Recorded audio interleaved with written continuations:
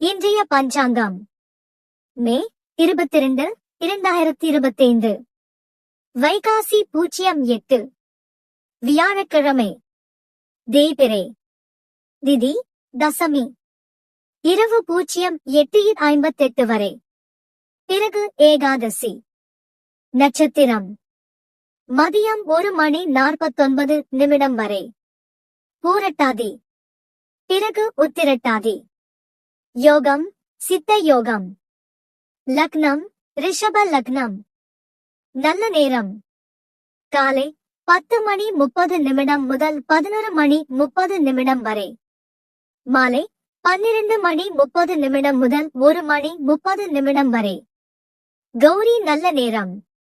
இரவு 6:30 7:30 இராகு காலம் மதியம் 1:30 முதல்